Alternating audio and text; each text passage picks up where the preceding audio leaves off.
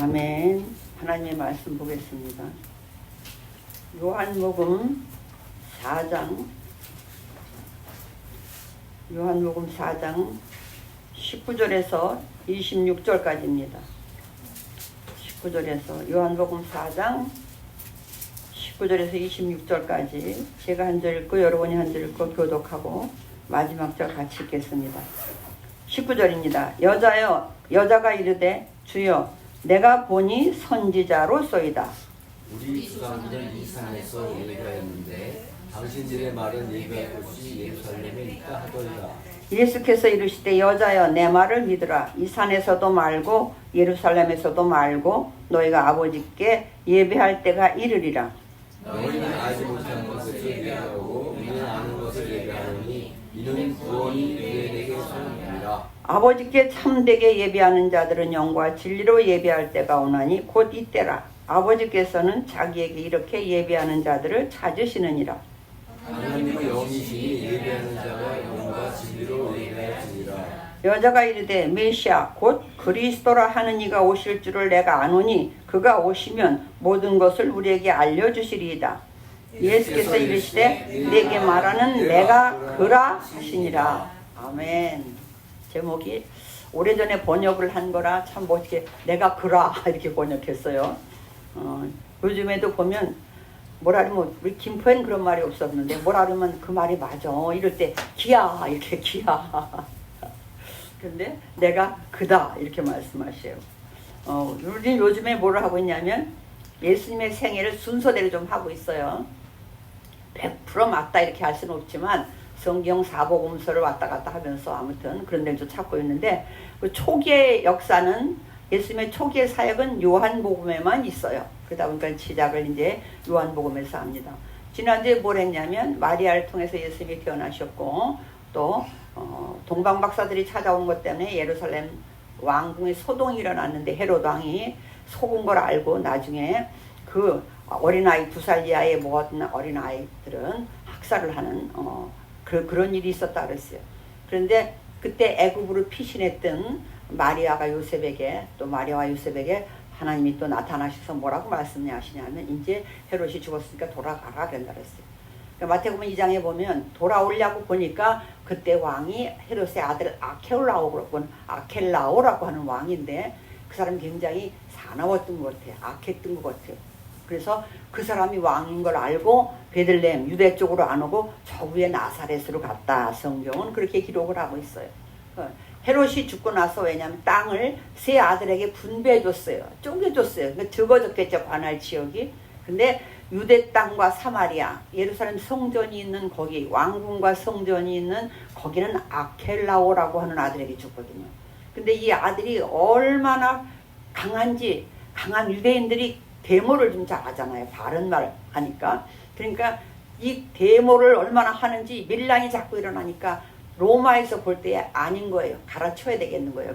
이 아켈라오가 통치하는 이 지역은 자꾸 데모가 일어나는 거예요. 밀란이 일어나니까 갈아치면서 어떻게 하냐? 우리가 직접 통치하리라. 그래서 보낸 것이 총독이에요. 그래서 다른 데는 왕이 있으면서 그 유대 땅 이쪽에는 총독이 있었던 거예요. 근데 오늘 이제 그래가지고 거기서 나사렛에서 자라시다가 이제 성년이 돼가지고 세례 받으시고 광야에 가서 40일 동안 시험을 받으시고 다시 세례 요한이 있는 자리로 왔다 그랬어요. 왜? 세례 요한과 자리를 바꿔야 되는 자리잖아요. 세례 요한은 이제 무대 뒤로 사라져야 되고 예수님이 등장해야 되는 요 시점이거든요. 근데 누구의 제자들이 하나씩 세례 요한에게 오냐 하면 예수님께 오냐 하면 세례 요한의 제자들이 한 사람씩 와요. 그 지난번에 제일 처음에 누가 있었냐면 요한복음을 쓴 요한과 또 누가 있다 그랬어요? 안드레가 있었다 그랬어요. 근데 안드레가 직접 가서 자기 형인지 동생인지 베드로를 데리고 왔어요. 그리고 요한 나중에 이제 여기 요한도 보면 자기 요한 야고보 형이 오겠지만 일단 요한과 안드레가 있는데 베드로 데려왔고 예수님이 이제 갈릴리로 가려고 할 때 누굴 만나냐면 지금 이 세례 요한이 세례 주는 데는 유대 땅이에요. 우리 지도에 있습니다만 이 아래 유대 땅이야. 그래서 위로 가려고 하다가 빌립을 만났다 그랬어요. 그 빌립이 가서 나다나엘을 데려오는 걸 봤어요. 나다나엘을 성경의 12제자에는 바돌로메라고 기록을 하고 있어요. 그 초기에 12제자 중에 멤버들이, 그래서 5명이 예수님과 함께 초대받아가지고 저 위에 갈릴리 어디 갔다 왔냐면 가나의 혼인잔치에 가서 물을 포도주로 제일 먼저 표적이 나타나는 그걸 봤다 그랬어요.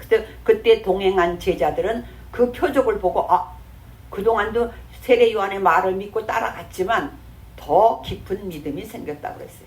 그리고 나서 오늘 이제 우리는 한번 4장 사마리아 여인에 대한 얘기를 볼 건데요. 4장인데, 그리고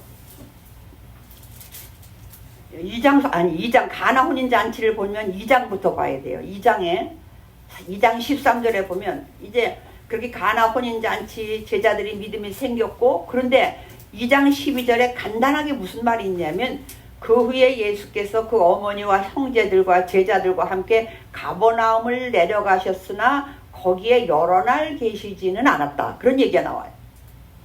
모든 가족들도 제자들까지도 다 가버나움에 갔다 그래요. 며칠 동안. 왜 물론 나중에 이제 우리는 역사가 지났으니까 보니까 유대 땅에 다녀오셔서 나사렛이 아니라 본거지를 가버나움으로 옮겨요. 이사하려고, 재밌게 하는 분들이 이사하려고 부동산에 가서 방 받거나 집을 받거나 그 다음에 이사를 하거든요.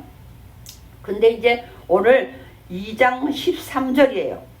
오늘 요한복음 2장 13절, 유대인의 무엇이 가까웠다? 유월절이 가까웠다. 유월절은 양력으로 오면, 태양력으로 오면 3월에서 4월경이에요. 그래가지고 예수께서 예루살렘으로 올라가셨어요. 예수님도 구약을 무시했거나 전통을 무시하지 않았습니다. 절대로 6월절은 6월절 지키러 가고 그랬어요. 그래가지고 오늘 이제 예수님의 생애가 지금 가나 혼인잔치 이후에 6월절, 이건 예수님의 공생애의 첫 번째 6월절이에요. 예수님을 볼 때 6월절을 중심으로, 6월절을 기준으로 해야 3년 반 정도가 나와요. 몇 년 계셨는지를 알 수 있어요. 근데 이건 첫 번째 6월절이에요. 첫 번째 6월절 전에 몇 달은 일단 있었죠. 세월이 있었어요. 공생의 기간이 세례받고 나서부터. 근데 이제 첫 번째 6월절에 그러면 가서 무엇을 하시느냐가 문제예요. 14절에 성전 안에서 소와 양과 비둘기 파는 사람들과 돈 바꾸는 사람들이 앉아있는 것을 보시고, 15절 시작, 노끈으로 채찍을 만드사 양이나 소를 다 성전에서 내쫓으시고 돈 바꾸는 사람들의 돈을 쏟으시며 상을 엎으시고. 뭐예요? 지금 유대 땅에 우리 주보의 주도가 있어요. 예루살렘의 성전에는 정말로 그 유대 나라에서, 이스라엘 나라에서 가장 기득권이고 최고의 권력자가 있는 곳이에요. 더군다나 성전은 그래요. 성전에서 특별히 최고는 뭐냐면 대제사장이에요. 그러면 대제사장이라는 건 우리가 알고 있어요. 구약에서부터 내려오는 대제사장은 아론의 후손만 돼요. 아론의 직계 후손만 돼요. 대제사장은 또 아론의 큰아들만 돼요. 그런데다가 이거는 종신제야. 죽을 때까지 하기 때문에 단 한 사람밖에 없어요. 아무리 오래 살아도 죽을 때까지 하기 때문에 늘 대제사장은 한 사람이어야 돼요. 그런데 나중에 대제사장을 보면, 여기 보면 가야바도 안나스도 대제사장이었다고 되어 있고 대제사장들이라는 복수를 써요. 그 얘기는 이미 뭔가 잘못됐다는 거잖아요. 로마가 통치하고 나니까 이 자리를 아론의 후손이 아니고 돈 많이 주는 사람한테 그 직분을 주는 거예요. 또 돈 생각나면 또 가라. 그러면 그 다음 사람이 돈을 또 어마어마하게 갖다 바쳐야 돼요. 근데 그 어마어마하게 갖다 바친 돈을 다시 빼내야 돼요? 안 빼내야 돼요? 오늘날도 마찬가지잖아요. 돈을, 뇌물을 많이 줬으면 어디에선가 그 뇌물을 회수해야만 돼요. 만들어내야만 돼요. 근데 이때 당시에는 성전 문화를 보면, 오늘 예수님이 왜 성전 안에서 더군다나 이러면 안 되잖아요. 성전 밖에서 짐승을 가지고 들어가게 돼 있거든요. 근데 성전 안에서 뭐냐면 비둘기, 소, 양을 판다는 거예요. 그러면 이렇게 돈을 많이 들여서 대제사장의 자리에 올랐잖아요. 그랬으면 그거를 회수하기 위해서 뭘 하냐면, 그때 당시에는 제사예요. 예배라고 하나요? 제사를 드리면 반드시 뭐가 필요하면 제물이 필요해요. 제물이 여기 있는 소, 양, 비둘기 이런 거예요. 근데 그 소와 양, 비둘기는 제물을 하려면 레위기에 보면 흠이 없어야 되고 막 이렇거든요. 근데 그거를 여기다 이 사람들이 적용을 하는 거예요. 자기들 돈 버는 데다가. 자기 그 합격인지 불합격인지를 누가 결정해? 제사장이 결정해요. 제사장이 딱 보고 합격하면 합격이야. 아무리 우리가 보기에 멀쩡한 것 같아도 어디가 뭔가 이상해 보인다고 하면 이건 불합격하면 제물이 안 되는 거예요. 그러면 6월절이라는 얘기는 절기가 돼서 우리도 그냥 절기 때 되면 명절 이런 데 되면 대이동이 일어나잖아요. 보통 때는 예루살렘에 한 2만에서 4만 명 정도의 인구가 살았다고 그래요. 그런데 이 절기 때 6월절 되면 수십만 이상이 심지어 100만까지도 왜 그렇게 추적을 했냐면 그때의 짐승의 숫자를 보면 거의 안다는 거예요. 그래서 아무리 죽어도 3, 40만, 100만의 인구가 몰려든다는 거예요. 왜 전 세계에서부터 디아스포라들이 오거든요. 디아스포라들이 가장 많이 오는 절기가 6월절, 그 다음에 초막절에 오거든요. 그런데 그 사람들이 멀리서 짐승을 가져올 수는 없잖아요. 또 가까이 와서 여기 와서 사야 돼. 여기 가서 살려면 누구한테 사야 합격품을 사요? 제사장들이 파는 짐승을 사야 합격품이에요. 그래서 그때 당시 역사가들이 쓴 책을 보면 그때의 재물값이 80에서 90배, 100배를 받았다고 해요. 그래도 해야 돼. 왜? 같은 유대인 이스라엘 안에서도 기껏 2, 3일 끌고 왔는데 보니까 흠이 따르면 이걸 어떡하냐고. 그러니까 아주 그냥 와서 사는 걸로 돼버린 거예요. 그러니까 얼마나 기가 막힌 장사예요. 어마어마한 장사예요. 그러니까 예수님이 뭐라 그래? 강도라는 표현을 쓰는 거예요. 지금 무기만 안 들었지 완전 강도잖아요. 강도 이런 강도가. 강도의 구려를 만들었다 너희가 성전 청결 하시면서 그렇게 얘기하잖아요. 근데 여기서 뒤집어 엎으니까 난리가 났어요. 왜? 그 사람들은 이 나라의 최고의 기득권의 권력가란 말이에요. 근데 사두개인들이 많아요. 왜냐면 성경에 바리새인, 사두개인 이런 사람 나오잖아요. 사두개인은 기억하기 좋게 개자가 들어가 있어. 오늘날은 개가 좋은 표현을 쓰러 개 무시해, 개 뭐 이렇게 하지만 우리가 그냥 이해하기 좋게 바리새인들은 그래도 나름 구별된 사람이라고 바르게 율법대로 살려고 애써요. 사두개인은 아니야. 사두개인은 뭐만 믿냐면 모세오경, 창세기, 출애굽기, 레위기, 민수기, 신명기만 믿는데 그들은 부활을 안 믿어요. 천국을 안 믿어요. 부활을 안 믿으니까 천국을 안 믿죠. 그러다 보니까 이 땅에서 잘 먹고 잘 사는 거예요. 그래서 사두개인들은 타협을 잘해요. 왜? 이 땅에서 잘 먹고 잘 살아야 되니까. 그러니까 대제사장도 사두개인에서 나올 수 있는 확률이 훨씬 좋은 거예요. 그런데 이런 시대에 이렇게 대단한 권력을 가지고 있는 제사장들 이런 시대, 그래서 이거는 뭐냐면 전매 사업이에요. 우리나라의 전매 사업이 담배 같은 거 있잖아요. 몇십 년 전에는 인삼도 전매 사업이었거든요. 그래서 우리가 마음대로 팔고 사질 못했었어요. 근데 여기도 이게 전매 사업이야. 전매 특허야. 그러니 얼마나 대단해요. 그러니까 이걸 감히 뒤집어 엎는다는 건 어떤 각오해야 되냐면 죽음을 각오해야 돼요. 마저 죽을 각오를 해야 돼요. 거기 경호원들은 없겠냐고요. 그런 대단한 거기에. 그런데 예수님이 노끈을 만들어가지고 다 뒤집어 엎었어요. 그러면서 비둘기 파는 사람들에게는 이래요. 이것을 여기서 가져가라. 내 아버지 집으로 장사하는 집을 근데 또 내 아버지 집이라고 그래. 하나님의 집이잖아요. 하나님을 내 아버지라고 그래. 그럼 뭐예요? 남들이 이렇게 자기가 하나님 아들이라는 거예요. 근데 가만히 있는 것도 아니고 뭐예요? 다 뒤집어 엎었어요. 감히 누구를 건드리면 안 될 사람들을 건드렸어요. 근데 보니까 성경의 17절에 보니까 성경의 시편에 있는 얘기가 생각이 나는 거예요. 주의 전을 사모하는 열심히 나를 삼킨다는 말이 이 말이었구나. 거기에 동행한 제자들은 아는 거예요. 그래서 이렇게 얘기를 해요. 사람들이 18절 보겠습니다. 18절 시작. 이에 유대인들이 대답하여 예수께 말하기를 내가 이런 일을 행하니 무슨 표적을 우리에게 보이겠느냐. 너 무슨 자격으로 이거 하는 거야. 너 무슨 권리로 이거 하는 거야. 이렇게 묻는 거야. 네가 감히 이 짓을 해? 너 무슨 권리로 하는 거야. 이렇게 얘기하는데 그 권리의 기준이 뭐예요? 표적인 거예요. 예를 들어서 선지자냐 이 말을 하고 싶은 거예요. 너 한번 선지자가 하는 표적이라도 해봐. 너 무슨 자격으로 이거 하는 건데 이 얘기는 가만히 안 있겠다는 얘기죠. 예수님의 대답이 너무 예수님은 이렇게 질문하고 대답할 때 보면 기가 막힌 지혜로운 대답을 많이 하십니다. 19절 시작. 예수께서 대답하여 이르시되 너희가 이 성전을 헐라 내가 사흘 동안에 일으키리라. 그들이 가장 중요한 건물이 뭐예요? 성전이야. 이거는 정말 목숨 걸고 지켜야 되는 거고, 또 한쪽으로는 절대로 하나님이 없애지 않을 거라고 믿어요. 하나님의 집이기 때문에. 근데 성전을, 그리고 당시에 이건 헤롯 성전인데, 헤롯 대왕은 유대인이 아니거든요. 유대인의 왕이었지만 유대인이 아니었어요. 에돔 사람이었어요. 이두메 사람이었는데, 에서의 후손. 그러니까 자기는 유대인이 아니야. 근데 유대인을 통치하고 있어요.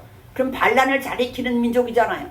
거기서 살아남으려니까 유대인들이 무엇을 가장 좋아할까 보니까 수르바벨 성전이 엉성한데 그건 아마 헐어졌거든요. 그러니까 성전을 새로 멋지게 지어줘야 되겠다 해가지고 유대인들과 한심을 사기 위해서 46년 동안이나 지었어요. 그런 성전인데 뭐라 그래요? 너 무슨 자격으로 이거 뒤집어 엎는 거야? 하니까 그래? 알아, 보여줄게. 성전 헐어. 내가 사흘에 짓게. 이렇게 말하는 거예요. 그 헐을 수는 없잖아요. 기가 막힌 데다. 헐을 수는 없고 이러니 이 많은 백성들, 특별히 대제사장 계율에서 어떻게 하겠어요? 골치 아픈 사람이 생긴 거예요. 이 도대체 이 정체가 뭐야? 그동안은 누구 때문에 골치 아팠어요? 세례 요한 때문에 골치 아팠어요. 회개하라, 천국이 갖고 왔다고 막 이러는데 어떻게 할 수가 없는 거예요. 사람들이 다 선지자가 나타났다, 우리의 선지자인가 보다 막 이랬거든. 근데 어떻게 하냐고. 근데 괜찮은가 잠잠한가 했는데 웬걸 예수님이 또 이지르는 거예요. 그러니까 이들이 이제 고민하기 시작을 해요. 그럼 3일 동안에 짓겠다고 해요. 근데 이 뜻이 예수님 제자들은 알았다고 해요. 나중에 알았다. 다른 복음서는 안 그래. 다른 복음서는 그냥 역사적인 일어나는 것만 쓰는데 요한은 늦게 썼거든요. 요한은 늦게 썼기 때문에 이것을 해석을 해요. 의미를 해석해 가면서 해요. 그러면서 오늘 뭐라고 하냐면 23절에 보면 6월절에 예수께서 예루살렘에 계시니 많은 사람이 그의 행하시는 표적을 보고 그의 이름을 믿었으나, 보면 뭡니까? 많은 사람이 믿었어요. 표적을 보고. 사람들이 당시에 믿는 기준이 뭐냐면 표적이었어요. 왜? 그동안은 선지자들을 통해서 표적을 봤거든요. 근데 무슨 표적을 행했다는 얘기는 안 나오는데 여기 이렇게만 나와요. 이것이 왜 나오느냐 하면 3장 1절에 가보면 이렇게, 우리가 지금 예수님을 순서대로 하고 있어요. 지금 보니까 예수님이 예루살렘 성전을 뒤집어 엎었어요. 가서 짐승 그런 것들을 뒤집어 엎었어요. 뒤집어 엎은 의도가 있으실 거잖아요. 성전을 뒤집어 엎으려면 적어도 성전보다 높든지 성전만큼은 돼야 돼요. 그러면 대제사장 그런 사람들보다 높아야 된다는 얘기예요. 그래서 예수님이 뭔 얘기하고 싶었어요? 내 아버지 집이라는 표현까지 썼어요. 그 얘기는 뭐야? 나 하나님의 아들이야. 나 여기 성전의 주인이야. 이 땅에서 말하면, 우리끼리 말하면 지금 헤롯 이런 것 겁내지 않는 거잖아요. 내가 왕이야, 이 말을 하고 싶은 거예요. 근데 직접적으로 그렇게 말하진 않아요. 그러나 내 아버지 집이라고 하는 걸 봤을 때 하나님 아들이야, 이역을 지금 2장에서 그러면 의미로 성전을 다 헐어버리는 거예요. 그 다음에 이제 3장에 보니까 이렇게 표적을 많이 일단 행했다고만 돼 있어요. 그러니까 표적을 보니까 사람들이 함부로 할 수도 없는 거야. 이게 보통 분은 또 아니야. 왜? 세례 요한도 그러진 않았거든요. 세례 요한도 회개하라, 천국이 가까웠다 막 그러긴 했지만, 이 독사의 자식들아 그러긴 했지만 표적 행하지 않았는데, 이 예수님은 오둔마딱 성전을 뒤집어 엎더니 표적을 행하는 거예요. 3장 1절에 이래요. 그런데 바리새인 중에 니고데모라 하는 사람이 있으니 유대인의 지도자라. 이 니고데모를 한번 볼게요. 이런 사람이 예수님을 찾아오는데 뭐냐면 바리새인이야. 그럼 유대인이야. 정통 유대인이라는 거예요. 근데 그 중에 또 누구냐면 니고데모라는 사람인데, 그 사람은 뭐냐면 유대인의 지도자래요. 당시 말하면 공회의원을 얘기해요. 공회의원. 그가 밤에 예수께 와서 이르되 랍비여, 밤에 예수께 와서 이르되 랍비여, 우리가 당신은, 지금은 랍비라는 표현을 써요. 근데 지금 2절에 뭐라면 우리가 이렇게 표현을 해요. 지금 어느 단체에서 왔냐면 공회의원, 국회의원, 우리나라 말로 하면 유대인 국회의원들이에요. 유대인 국회의원 단체에서 왔어. 근데 보면 그러면 개인적으로 온 건 아니라고 봐야 돼. 우리가라는 표현을 썼기 때문에 대표로 온 거예요. 어느 단체든지 보면 자기들의 입장이 있잖아요. 지금도 보면 뭐 민주당의 입장, 국민의힘의 입장, 정부의 입장 뭐가 있어. 그래가지고 무슨 사건이 생겼을 때 그 단체에서 그 입장을 정리를 해요. 그죠? 여럿이 모여서 이거 왜 그랬어? 왜 그랬을까? 막 입장을 정리해서 누가 그 말을 해요? 대변인이 그 말을 해요. 그것처럼 이 단체도 이 예수님을 보면서 이제 고민을 했을 거예요. 도대체 누구냐? 세례요한도 아니고, 세례요한도 이 정도는 아니었는데 이게 더 무서운 거야. 더 센 거야. 그들이 모여서 입장 정리를 했어요.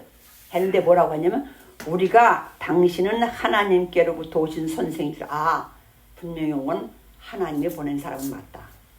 그러면 근데 어떻게 하냐면, 하나님이 함께 하시지 아니하시면 당신이 행하시는 이 표적을 아무도 할 수 없습니다. 왜? 그들이 평가하기로 지금 기준이 뭐냐면, 표적을 보니까 하나님께서 보낸 사람인 건 분명하다. 이 입장을 밝히는 거예요, 지금. 나 그런 단체에서 왔습니다. 그 얘기를 해요. 그러면 나 하나님의 아들이야. 이러면 간단하잖아요. 그렇게 얘기 안 해요. 예수님은 항상 보면 아주 가난한 자든지 뭐 그런 사람한테는 혹시 말을 할 수 있을지 모르지만, 그렇지 않은 사람들에게는 항상 땅의 것을 질문하면 하늘의 것으로 대답을 해요. 그것이 예수님의 대답이야. 느닷없이 이래요. 3절 시작. 예수께서 대답하여 이르시되 진실로 진실로 내게 이르노니 사람이 거듭나지 아니하면, 아주 중요할 땐 예수님도 진실로 진실로 두 번을 써요. 아멘 아멘 이런 소리잖아요. 진실로 진짜 진짜 우리도 말할 때 그랬잖아요. 정말 중요한 거 있으면 진짜 내가 얘기하는데, 사람이 거듭나, 우리는 거듭이라는 걸 번역이 잘 돼 있어가지고 무슨 뜻인지 알아요. 근데 원말로 그냥 하면 사람이 두 번 태어나지 않으면 천국에 가지 못한다는 얘기는 두 번이라는 표현을 썼기 때문에, 이 니고데모가 볼 때 두 번. 4절 시작. 니고데모가 이르되 사람이 늙으면 어떻게 날 수 있사옵나이까? 두 번째 못에 들어갔다가 날 수 있사옵나이까? 한 번, 두 번 태어나야 된다 하니까 한 번은 태어났는데 또 한 번은 어떻게 태어납니까? 이대로 땅에 있는 걸로 해석을 해요. 인생의 질문으로 해석을 또 해. 그래서 질문을 해요. 그랬더니 5절에 진실로 진실로 또 진실로 두 번 하시면서 내게 이르노니 사람이 물과 성령으로 나지 아니하면 하나님 나라에 들어갈 수 없느니라. 이게 물과 성령, 이게 참 어렵습니다. 여기서 물은 세례냐? 성경의 요한복음에 물이라는 말이 많이 나와요. 근데 결정적일 때 사실은 성령을 말할 때 물이라고 표현을 같이 써요. 네 배에서 생수의 강이 흘러나리라. 그것은 그들이 받을 성령을 말씀하심이니라. 이렇게 얘기를 해요. 그래서 성령, 물도 성령으로 봐야죠. 세례라고도 해요. 회개하고 또 새로워지는 걸 말하기 때문에. 근데 그러면서 뭐라 그러면 육으로 난 것은 육이요 영으로 난 것은 영이니 막 이렇게 얘기를 해요. 내가 네게 거듭나야 하겠다는 말을 너 놀랍게 여기지 말라. 성령에 대해서요. 성령 받은 사람은 막 요란스럽고 막 그런 게 아니라, 바람이 어디서 왔다 어디 갔는지 모르는 것처럼 성령 받은 사람도 겉으로는 표시가 안 난다. 근데 행동이 다르다. 행함이 다르고 삶이 다르다. 거듭났기 때문에 이렇게 얘기를 해요. 그랬더니 9절에 니고데모가 대답하여 이르되 어찌 그런 일이 있을 수 있을까요? 이게 그래. 그랬더니 야, 넌 선생인데, 이스라엘 선생인데, 이 사람은 지금 뭐야? 니고데모는 바리새인이고 완전히 유대인이고 유대인의 지도자고 선생이고, 왜? 선생이라는 얘기는 율법에 능통한 랍비라는 얘기거든요. 박사라는 얘기. 근데 구약에도 이런 건 없었던 것 같아요.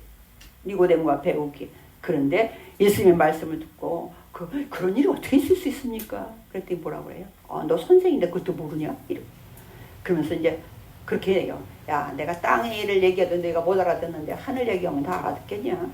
그러면서 그러나 결론을 내야 돼. 우리 잘 아는 것. 요한복음 3장 16절 시작. 하나님이 세상을 이처럼 사랑하사 독생자를 주셨으니 이는 그를 믿는 자마다 멸망하지 않고 영생을 얻게 하랴. 중요한 건 내가 온 거, 하나님 나를 보낸 건 세상을 심판하려고 보낸 건 아니고 구원하려고 보냈다. 그 얘기를 해줘요. 그래도 여기서 이제 니고데모와의 관계는 그런 거에서 끝나요. 그래도 니고데모는 믿음이 이제 조금 들어간 것 같아요.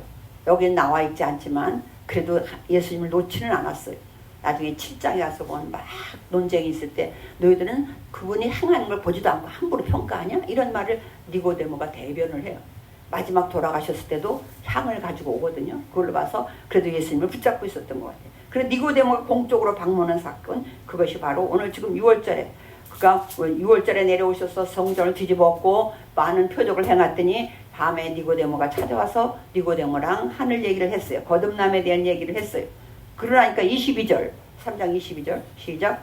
그 후에 예수께서 제자들과 유대 땅으로 가서 거기 함께 유하시며 세례를 베푸시더라. 요한도 살렘 가까운 에논에서 세례를 베푸니 거기 물이 많음이라. 그러므로 사람들이 와서 세례를 받더라. 이제는 근데 24절 보세요. 시작. 요한이 아직 옥에 갇히지 아니하였더라. 그러면 이제 곧 요한이 옥에 갇힐 거를 말하겠다는 거잖아요. 지금은 아직까지는 갇히지 않았는데 왜냐하면 요한에게 세례를 받고 이제 한쪽에서는 예수님께서 세례를 하는데 이순 제자들이 세례를 해요. 세례가 두 파야. 저쪽에서 요한의 세례가 있었는데 이쪽에서 또 이제 예수님 제자들이 세례를 줘요. 그러니까 부딪히겠죠. 부딪히니까 요한의 세례 제자들이 와서 선생님, 아니 선생님한테 세례 받은 사람들이 지금 저리 다 가고 있어요. 저 사람 와서 세례를 줘요. 그러니까 우리가 잘 아는 30절 시작. 그는 흥하여야 하겠고 나는 쇠하여야 하리라. 이제는 세례 요한은 이제 무대 뒤로 사라져야 될 때가 된 거예요. 왜 세례 요한이냐 하면 세례를 많이 줘서 세례 요한이 아니라 예수님을 세례 줘서 세례 요한이에요. 우리는 세례 요한, 세례 많이 준 사람이구나. 그게 아니에요. 세례는 누가 많이 줬겠어요? 베드로가 많이 줬겠죠. 3,000명, 5,000명이 데리고 돌아왔다 그랬잖아요. 근데 세례 요한을 세례 요한이라고 부르는 이유는 예수님을 세례 줬어요. 그리고 이제 그는 나는 쇠하여야 되고 나는 이제 무대 뒤로 사라져야 돼. 그리고 예수님이 흥해야 돼. 이제 그리고 얼마 안 돼서 이제 예수님이 정말로 등장하시고 이제 세례 요한은 옥에 갇히는.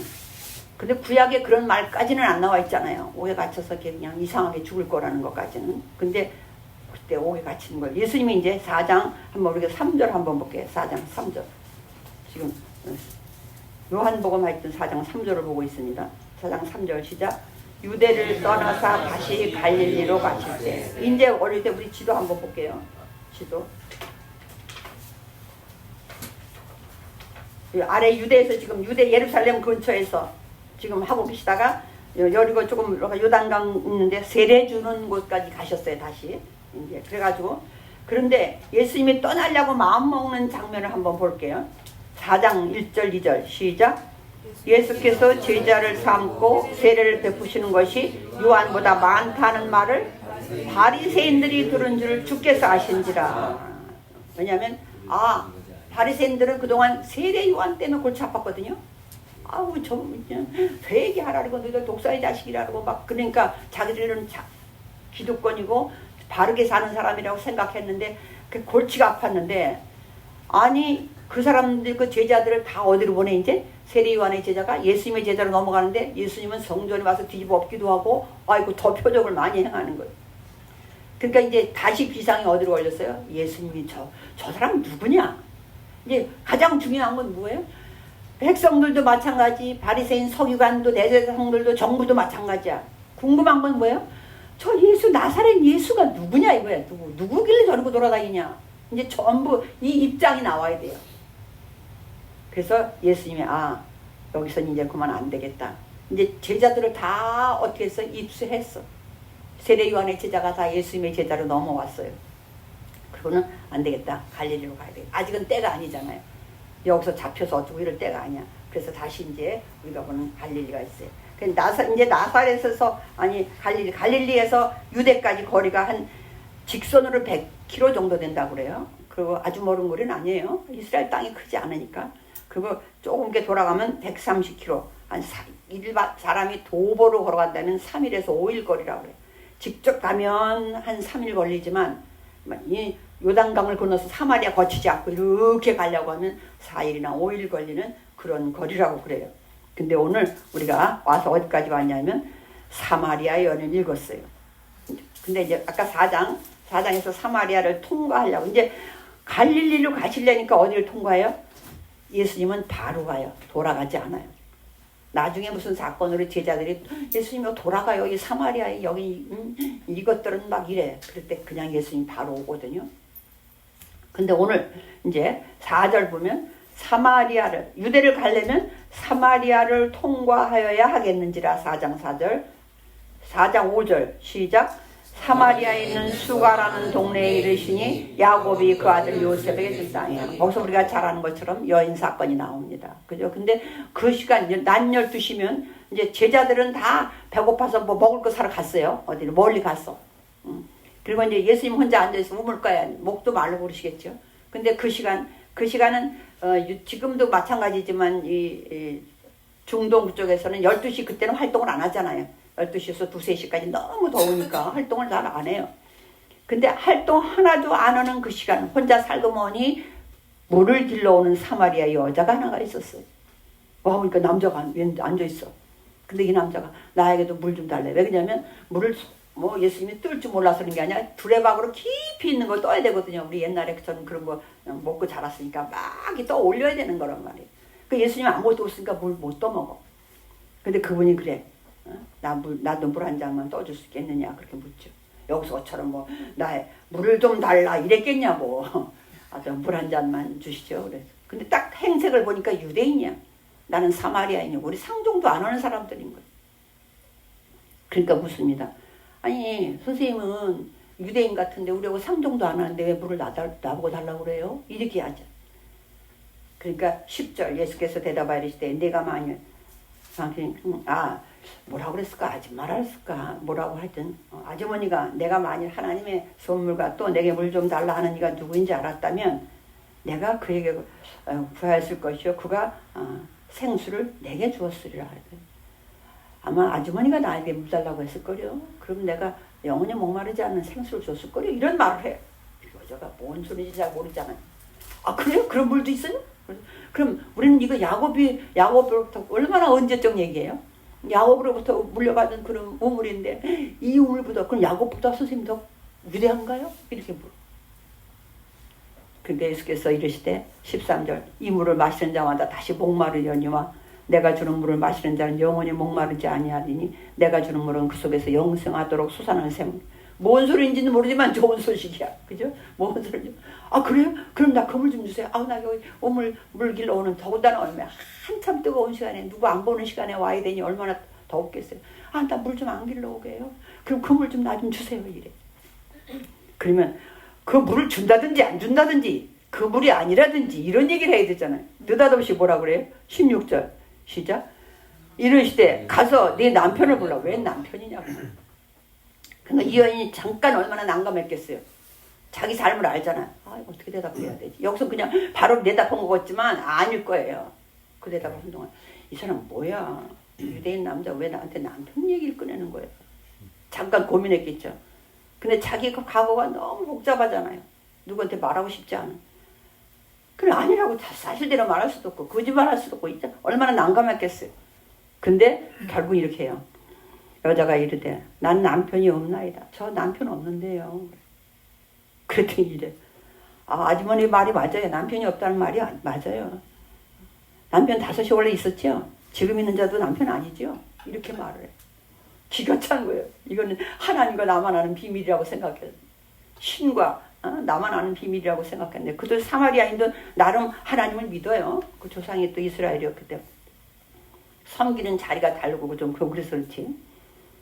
그러니까 또 뭐라 그래? 그러니까 여자가 딱 보니까 이 보통 사람은 아니야.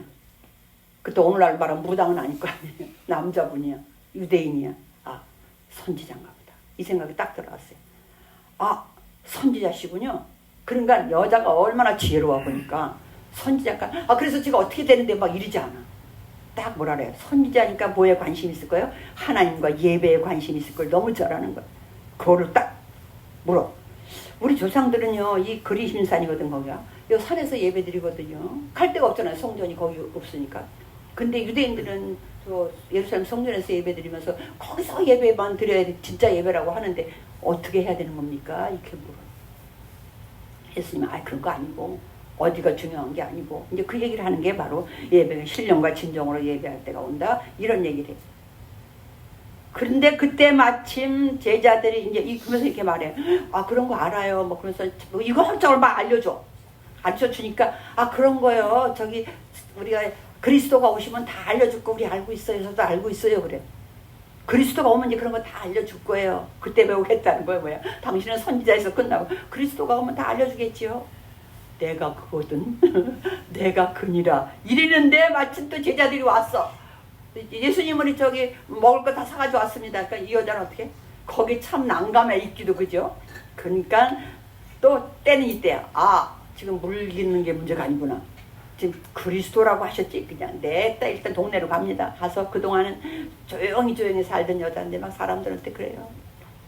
내가 그리스도, 아무래도 그리스도인 것 같다. 내가 사람을 만났는데 선지자 같았는데 그리스도라는 분인 것 같으니까 와보라고 막 그래. 사람들이 막 몰려와요. 근데 이 가운데는 사건을 이제 넣는 건데, 근데 제자들하고 얘기를 해요. 제자들이 와서 예수님 저기 우리 뭐 사왔으니까 좀 드시죠. 나 뭐 먹었어. 나 양식이 따로 있어. 아까 그 여자도 있었고 누가 뭘 먹을 거 갖다 드렸나 이렇게 생각을 했더니 추수에 대한 얘기를 하면서 그럽니다. 34절에 나의 양식은 나를 보내신 이의 뜻을 행하며 그의 일을 온전히 이루는 것이냐 하면서 35절 시작.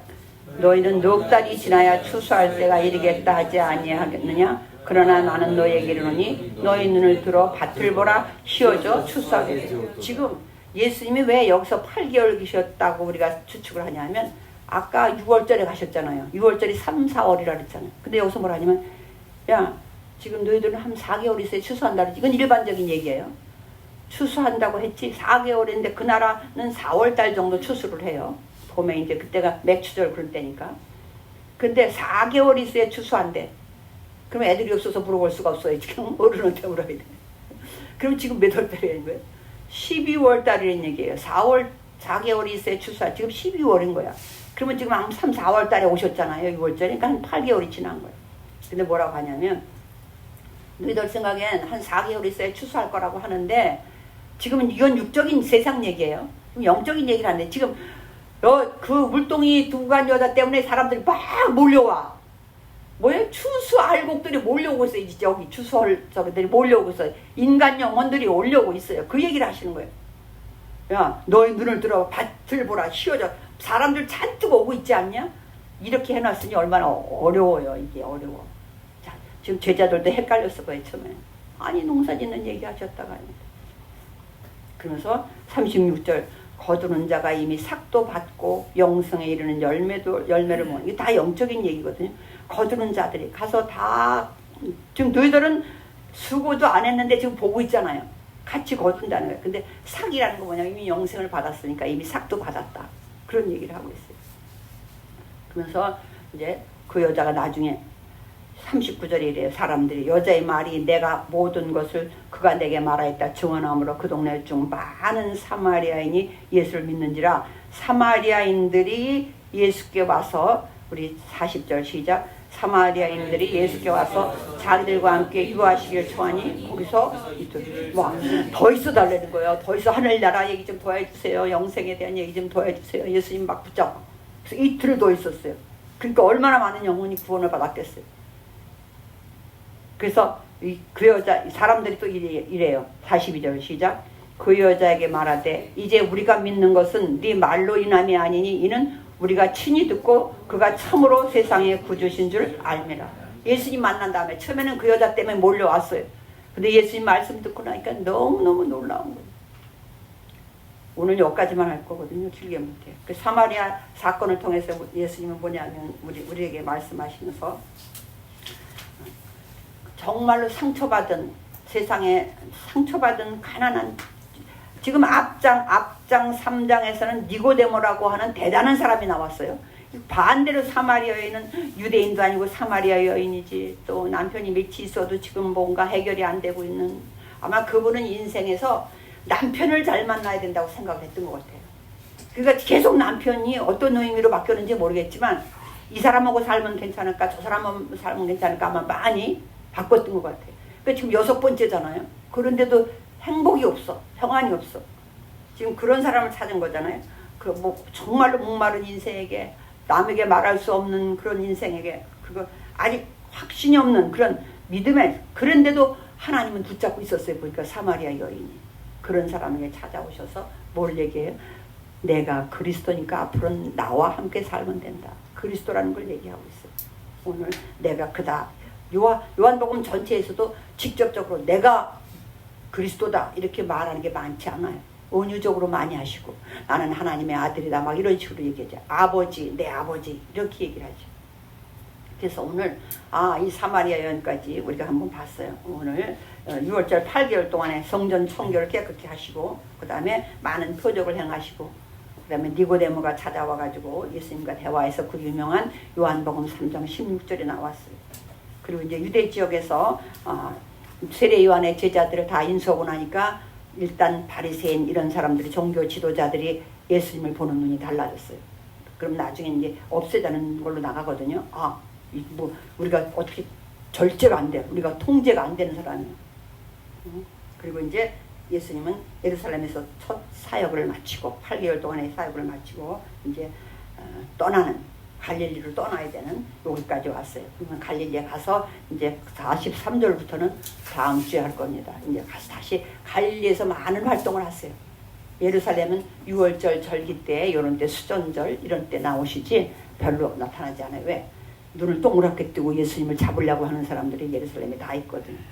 그래서 일단 가나안 동네 갈릴리에서 사역하시는 것이 예수님의 사역입니다. 그래서 순서대로 오늘 여기까지 왔어요. 그래서 사마리아 여인, 우리 모습도 사마리아 여인 같죠. 다 갈급함이 있고 무엇인가 부족함, 갈급함이지만 나쁘게 말하면 욕심인 거죠. 나쁘게 말하면 욕심이에요. 왜? 이 여인도 아마도 어떤 사람을 만나야 잘 사는가, 어떤 남편을 만나는가 아마 그랬던 것 같아요. 많은 걸 보니까. 우리도 그런 건 아니지만 무엇을 해야 잘 살까 우리도 다 붙잡힌 데가 있잖아요. 고민하는 데가 있잖아요. 근데 그런 것들이 뭐 예수님 만나니까 해결이 돼. 거기서 평안을 얻어요. 그걸 얻으면 좋을 것 같은데 당분간은 그렇지만 그 평안이 계속 유지되지가 않는 거예요. 결국은 그리스도이신 예수님을 만날 때 이 기쁨이 샘솟는 샘 같은, 목마르지 않는다는, 영원히 목마르지 않는다 그런 표현을 쓰잖아요. 예수님이 주는 물은 결국은 영생이면 그 다음에 성령이겠죠. 예수님의 영이니까 성령을 받은 사람들은 믿음이 생기면 우리 마음이 갈급하지 않고 영혼이 갈급하지 않다. 그것으로 감사하다 거죠. 오늘도 사마리아 여인 같은 우리에게 찾아오신 그 주님 때문에 성령의 충만함을 날마다 받아서 갈급한 것이 아니라 날마다 기쁨과 감사가 넘치시는 저와 여러분 되시기를 주의 이름으로 축원을 드립니다.